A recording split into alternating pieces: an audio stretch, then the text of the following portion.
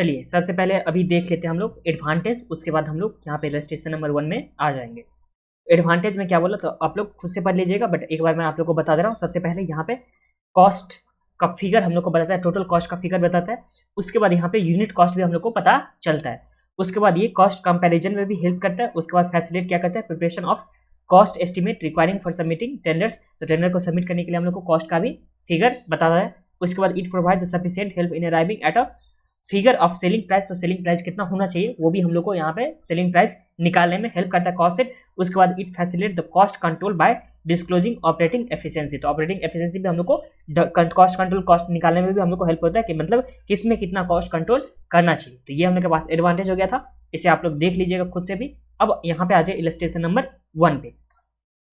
तो इलस्ट्रेशन 1 में क्या बोला कि the following data relate to the manufacturing of a standard product during the month of April 2020, तो हम लोग के पास अप्रैल 2020 का डेटा दे रखा हुआ है, जिसमें यहाँ पे सबसे पहले दे रखा हुआ है रॉ मटेरियल का कॉस्ट। उसके बाद डायरेक्ट वेजेस दे रखा हुआ है। उसके बाद हम लोग के पास मशीन आवर वर्क आवर हम लोग को दे रखा हुआ कितने आवर के लिए मशीन यहाँ पे वर्किंग था। उसके बाद यहाँ पे इसका रेट जो था वो भी हम लोग के पास दे रखा हुआ। उसके बाद हम लोग के पास एडमिन ओवरहेड जो जनरल वाला है वो हम लोग के पास दे रखा हुआ है। एंड उसके बाद हम लोग के पास सेलिंग ओवरहेड पर यूनिट दे रखा हुआ, फिर यूनिट कितना प्रोड्यूस हुआ और इस प्रोड्यूस यूनिट से कितना यूनिट यहाँ पे सेल किया गया, और सेल प्राइस पर यूनिट हम लोग के पास सम्स में दे रखा हुआ है। आगे सम्स में क्या बोला, you are required to prepare the cost sheet, तो हम लोग को कॉस्ट शीट बनाना है in respect of the above जिसमें हम लोग को कॉस्ट पर यूनिट निकाला, और उसके बाद प्रॉफिट फॉर द मंथ हम लोग को सम्स में निकालना है। बट इससे पहले एक बार हम लोग रिवाइज करते हैं, क्या रिवाइज करना है हम लोग को, तो एक बार हम लोग कॉस्ट शीट को रिवाइज करते हैं। तो यहाँ पे देख लीजिए सबसे पहले हम लोग क्या लिखते थे, तो हम लोग लिखते थे यहाँ पे रॉ मटेरियल कंज्यूम, जो रॉ मटेरियल कंज्यूम में क्या आता था, तो यहाँ पे opening stock plus purchase minus हम लोग क्लोजिंग करते थे, तो ये हम लोग के पास रॉ मटेरियल कंज्यूम। इसके बाद डायरेक्ट हम लोग लेबर एक्सपेंस करते थे, उसके बाद हम लोग डायरेक्ट एक्सपेंस को ऐड करते थे, तो हम लोग के पास क्या आ जाता था, तो ये हम लोग के पास आता था प्राइम कॉस्ट। अब इस प्राइम कॉस्ट में हम लोग क्या करते थे, तो हम लोग यहाँ पे जो भी फैक्ट्री या वर्क ओवरहेड होता था वो हम लोग ऐड करते थे, तो हम लोग के पास क्या आता था, ये हम लोग के पास आता था ग्रॉस वर्क कॉस्ट। अब इसमें हम लोग WIP का एडजस्टमेंट करते थे, तो हम लोग को WIP के एडजस्टमेंट करने के बाद जो भी हम लोग आता था वो आता था फैक्ट्री या वर्क कॉस्ट, हम लोग का आ जाता था, और यहाँ पे हम लोग ऐड करते थे ओवरहेड फैक्ट्री या वर्क कॉस्ट। अब इस फैक्ट्री या वर्क कॉस्ट जो भी हम लोग के पास आ जाता था उसमें हम लोग क्या ऐड करते थे, तो यहाँ पे हम लोग क्वालिटी कंट्रोल कॉस्ट ऐड करते थे, और उसके बाद हम लोग और क्या ऐड करते थे, तो हम लोग यहाँ पे ऐड करते थे रिसर्च एंड डेवलपमेंट वाला। फिर उसके बाद हम लोग इसमें ऐड करते थे प्राइमरी पैकिंग, और उसके बाद हम लोग यहाँ पे ऐड करते थे प्राइमरी पैकिंग ऐड करने के बाद जो भी ऑफिस एडमिनिस्ट्रेटिव एक्सपेंस होता था, जो प्रोडक्ट रिलेटेड टू किसका, फैक्ट्री रिलेटेड टू प्रोडक्शन होता था, वो भी हम लोग ऐड करते थे। और इसमें से हम लोग मिसलेनियस इनकम जैसे स्क्रैप को बेच करके माइनस हम लोग के पास जो भी आता था वो माइनस करने के बाद जो भी हम लोग के पास कॉस्ट आता था उसे हम लोग क्या बोलते थे, तो इसे हम लोग बोलते थे कॉस्ट ऑफ प्रोडक्शन बोलते थे। अब ये जो कॉस्ट ऑफ प्रोडक्शन आता था, इस प्रोडक्शन में से हम लोग क्या करते थे, इसमें हम लोग एडजस्ट करते थे फिनिश गुड्स को, मतलब ओपनिंग फिनिश गुड्स को ऐड करते थे और क्लोजिंग फिनिश गुड्स को हम लोग माइनस करते थे, closing stock of finish goods का। तो फिनिश गुड्स का हम लोग जैसे एडजस्टमेंट करते थे हम लोग के पास आ जाता था कॉस्ट ऑफ गुड्स सोल्ड। अब इस कॉस्ट ऑफ गुड्स सोल्ड में हम लोग क्या ऐड करते थे, तो हम लोग ऐड करते थे यहाँ पे जो भी एडमिन एक्सपेंस होता था, एडमिन एक्सपेंस जो जनरल वाले का होता था, उसके बाद जो भी सेलिंग का एक्सपेंस होता था, ओवरहेड एडमिनिस्ट्रेटिव ओवरहेड हो गया, उसके बाद सेलिंग ओवरहेड हो गया, उसके बाद हम लोग डिस्ट्रीब्यूशन वाला जो भी ओवरहेड था वो हम लोग ऐड करते थे, और उसके बाद हम लोग सेकेंडरी पैकिंग यहाँ पे ऐड करते थे। तो हम लोग के पास जो भी आता था वो हम लोग के पास आता था कॉस्ट ऑफ सेल्स आता था, और ये कॉस्ट ऑफ सेल्स में हम लोग प्रॉफिट ऐड करते थे, तो हम लोग के पास क्या आ जाता था, हम लोग के पास आ जाता था सेल्स। तो ये हम लोग के पास कॉस्ट शीट का फॉर्मेट था जो मैंने आप लोग को एक बार रिवाइज करा दिया, और इससे पहले वाला अगर वीडियो नहीं देख करके आ रहा है तो आप लोग को बिल्कुल भी ये समझ में नहीं आने वाला। तो इससे अच्छा क्या है कि आप लोग पहले वाला वीडियो देख करके आए, उसे बार बार देख लीजिए, यूट्यूब पे भी आप लोग को मिल जाएगा। तो यूट्यूब का चैनल का नाम क्या है, तो यूट्यूब चैनल का नाम है कॉमर्स स्टडी हब, जो आप लोग CA स्टडी हब या कॉमर्स स्टडी हब जैसे ही सर्च करोगे तो आप लोग को मिल जाएगा। एडुहब 3 का वहाँ पे लोगो लगा होगा, तो उस तरह से आप लोग को मिल जाएगा, तो वहाँ पे भी आप लोग देख सकते हो जो भी फ्री का लेक्चर है वो। अब यहाँ पे ध्यान दीजिए। और हाँ, नोट्स के लिए कैसे करना, तो नोट्स के लिए सबसे पहले मोबाइल ऐप में आप लोग डाउनलोड कर सकते हो, और मोबाइल ऐप में नहीं तो आप लोग टेलीग्राम से भी डाउनलोड कर सकते हैं। टेलीग्राम में क्या सर्च करना, तो मी विक्रम आदित्य, जैसे ही आप लोग सर्च करोगे तो आप लोग को मिल जाएगा मी विक्रम, या आप लोग को फर्स्ट क्लास में मैंने बता रखा था, यह लिंक नीचे डिस्क्रिप्शन बॉक्स में होगा अगर यूट्यूब पे ये वीडियो अगर आएगा तो ये चीज हो गया था हम लोग के पास नोट्स का। अब यहाँ पे चलिए डायरेक्ट हम लोग स्टार्ट करते हैं इलस्ट्रेशन नंबर 1 से।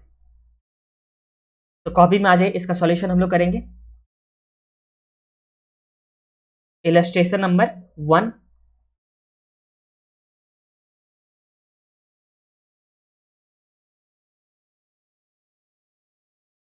सम्स में हम लोग को रिक्वायरमेंट क्या था, तो सम्स में हम लोग का रिक्वायरमेंट जो था उसमें सबसे पहला रिक्वायरमेंट था कॉस्ट पर यूनिट निकालना है, उसके बाद प्रॉफिट फॉर द मंथ्स निकालना है। तो यहाँ पे आ जाएगा कॉस्ट पर यूनिट का हम लोग को निकालना है जो होगा रुपीज में। उसके बाद यहाँ पे एक आ जाएगा टोटल कॉस्ट का कॉलम, और यहाँ पे आउटपुट कितना था, तो आउटपुट हम लोग के पास था 4000, जिसमें से सेल कितना था 3600। तो लिखना चाहोगे तो यहाँ पे लिख दो आउटपुट कितना, तो आउटपुट हो जाएगा 4000 यूनिट के लिए। और ये रहा हम लोग के पास कॉस्ट सीट। तो कॉस्ट सीट में हम लोग का सबसे पहला जो आइटम होता था वो हम लोग के पास होता था रॉ मटेरियल कंज्यूम।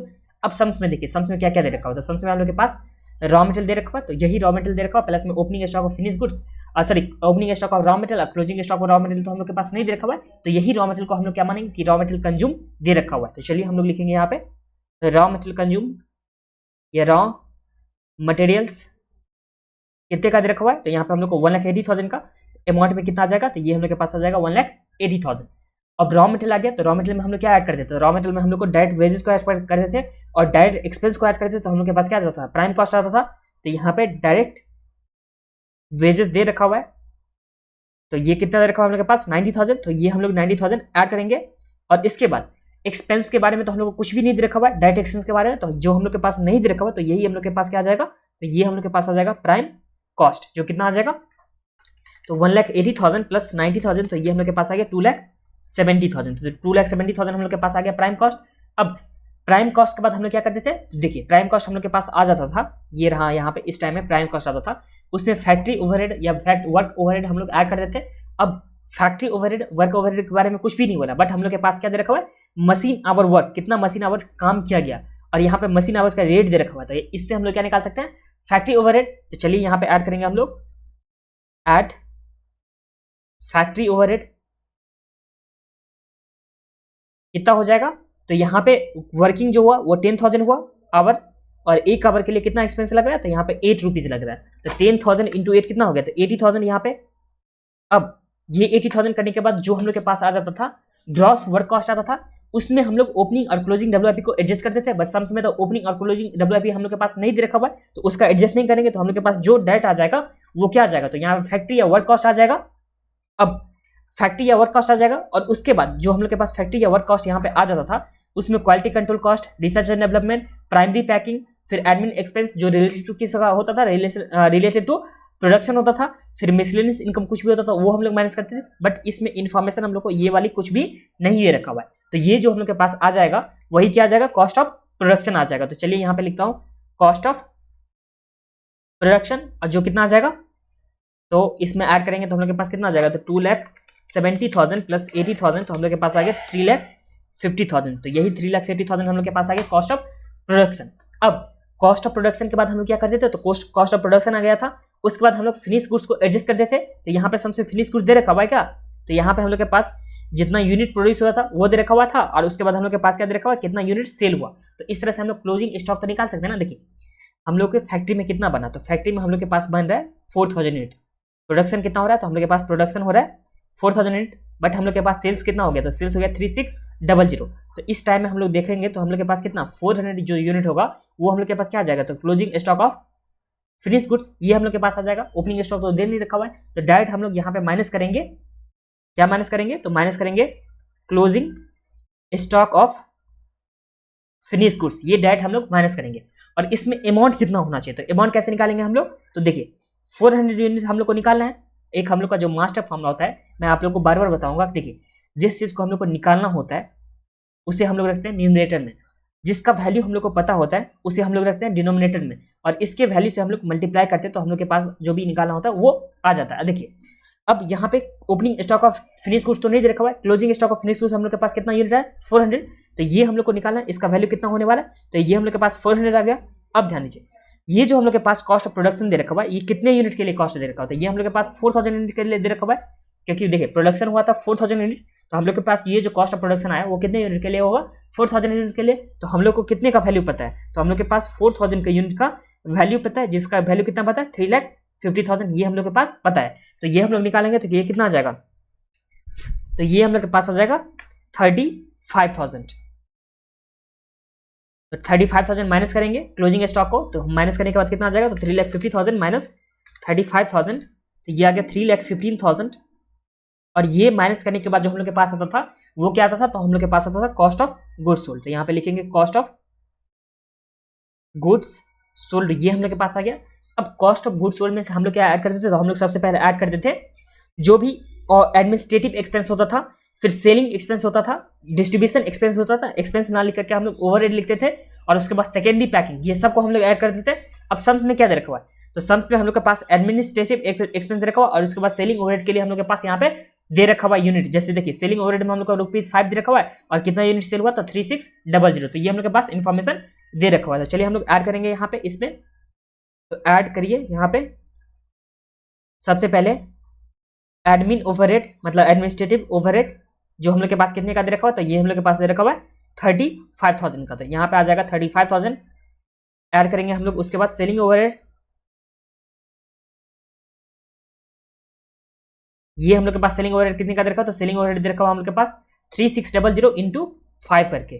तो 3600 हम लोग के पास यूनिट सेल हुआ, जितना यूनिट सेल होगा उसी के लिए सिर्फ और सिर्फ हम लोग निकालेंगे सेलिंग ओवरहेड। तो यहाँ पे 3600 यूनिट सेल हुआ, और एक यूनिट पे कितना कॉस्ट लग रहा था, एक यूनिट पे यहाँ पे 5 रुपीज करके कॉस्ट लग रहा था। तो 3600 इंटू कितना हो गया 5 हो गया, तो ये हम लोग के पास कितना आ गया 18,000।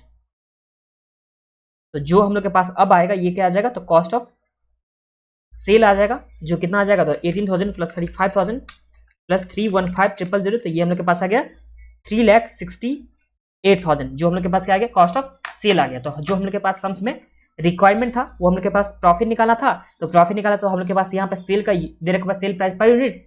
तो यहाँ पे ऐड करेंगे हम लोग क्या, तो ऐड करेंगे हम लोग प्रॉफिट, जितना भी होगा वो प्रॉफिट यहाँ पे ऐड होगा, जो बैलेंसिंग फिगर यहाँ पे आ जाएगा। फिर उसके बाद जो हम लोग के पास प्रॉफिट ऐड करने के बाद क्या आता था, सेल्स आता था, और सेल्स में हम लोग को दे रखा हुआ है कि सेल का पर यूनिट होगा 125 पर यूनिट सेल हो रहा है, और कितना यूनिट सेल हो रहा है, तो 3600 हम लोग के पास यूनिट सेल हो रहा था। तो 125 इंटू 3600, तो ये हम लोग के पास आ गया 4,50,000 सेल का प्राइस, और इसमें से कॉस्ट माइनस करेंगे 368,000, तो ये हम लोग के पास बैलेंसिंग फिगर में कितना आ गया 82,000, जो हम लोग के पास क्या आ गया प्रॉफिट आ गया, प्रॉफिट 82,000 हम लोग के पास आ गया। एंड जो हम लोग का फर्स्ट रिक्वायरमेंट था वो था हम लोग के पास कॉस्ट पर यूनिट निकालना था, तो कॉस्ट पर यूनिट हम लोग यहाँ पे निकालेंगे। तो आ जाइए निकालते हैं एक एक करके हम लोग कॉस्ट पर यूनिट। तो सबसे पहले हम लोग के पास जो दे रखा हुआ है वो यहाँ पे दे रखा हुआ है रॉ मटेरियल, जो रॉ मटेरियल का कॉस्ट कितना है, तो 1,80,000। तो इस 1,80,000 में हम लोग जितना यूनिट प्रोड्यूस हुआ था उसे हम लोग डिवाइड करेंगे, तो प्रोड्यूस हुआ था 4,000 यूनिट, 4,000 यूनिट हम लोग के पास प्रोड्यूस हुआ था, तो 1,80,000 डिवाइड बाय 4,000, तो ये हम लोग के पास कितना आ गया, तो ये हम लोग के पास आ गया 45।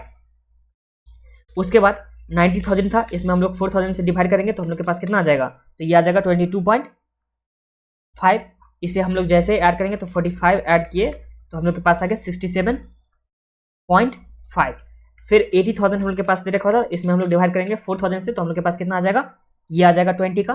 तो 20 ऐड करने के बाद हम लोग के कॉस्ट ऑफ प्रोडक्शन में कितना आ जाएगा, तो ये हम लोग के पास आ जाएगा 87.5, ये आ गया 87.5।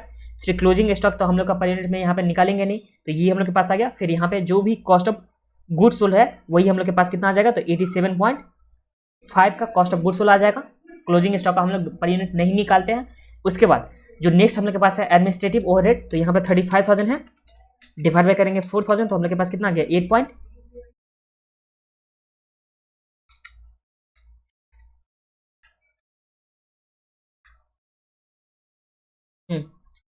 यहाँ आप लोग ध्यान में रखिएगा एक चीज,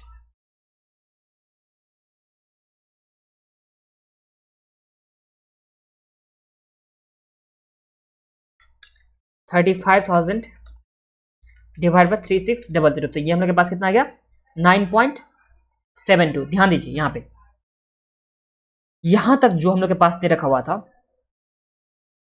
प्रोडक्शन का, जो हम लोग के पास दे रखा हुआ था यहां से लेकर के यहां तक जो भी हम लोग का प्रोडक्शन का दे रखा हुआ था वो कितना यूनिट हो रहा था, तो यहाँ पे हम लोग के पास 4,000 यूनिट का क्या हो रहा था, प्रोडक्शन हो रहा था। अब प्रोडक्शन हम लोग के पास 4,000 यूनिट तक का हो रहा था, बट इसमें से जो हम लोग क्लोजिंग स्टॉक कितना यूनिट के लिए थे, 400 यूनिट का हम लोग के पास क्या था, क्लोजिंग स्टॉक था। कैसे निकाले थे, तो 4000 माइनस 3600, तो यहाँ पे 400 तो हम लोग माइनस कर चुके हैं, तो 4000 तक का हम लोग निकाल चुके थे। क्या निकाल रहे थे कि पर यूनिट जब ये निकालते थे हम लोग 4000 से डिवाइड करते हैं। बट इसके बाद जब क्लोजिंग स्टॉक यहाँ पे आ गया, तो क्लोजिंग स्टॉक तो हम लोग 400 का माइनस कर चुके हैं ना, तो अब हम लोग के पास जो यूनिट बचा वो कितना यूनिट बचा, तो यहाँ पे 3600 ही यूनिट बचा है। तो इस 3600 से हम लोग बाकी का एक्सपेंस जो भी है उसमें डिवाइड कितना से करेंगे, तो उसमें डिवाइड हम लोग सिर्फ और सिर्फ 3600 करेंगे। क्या क्यों करेंगे, तो देखिए जितना प्रोडक्शन हो रहा था उसमें से हम लोग क्लोजिंग स्टॉक जो 400 था माइनस किए थे, तो माइनस करने के बाद हम लोग के पास कितना यूनिट है, 3600। तो ये हम लोग के पास आ गया 9.72, और यहाँ पे 18000 डिवाइड करेंगे 3600, तो हम लोग के पास कितना आ गया ये, तो ये आ गया 5। तो जैसे ऐड करेंगे तो हम लोग के पास कितना आ जाएगा, तो ऐड करने के बाद हम लोग के पास आ जाएगा 87.72,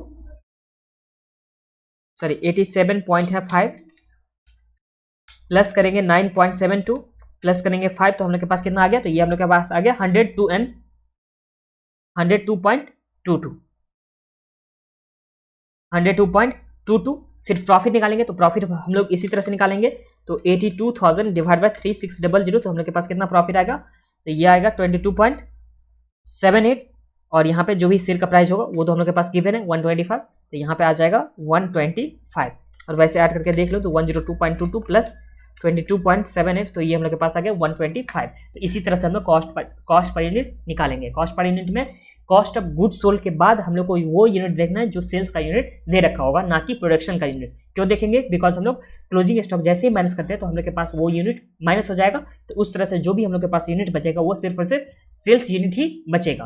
तो यहाँ पे भी आप लोग को लिख देता हूँ एक बार के लिए, इसमें हम लोग किए हैं 18,000 डिवाइड बाय 3600, और बाकी जो भी हम लोग का था उसमें हम लोग 4000 से डिवाइड कर रहे थे। और इसी के साथ हम लोग के पास जो भी सम था इलस्ट्रेशन नंबर 1 वो कंप्लीट हो जाता है।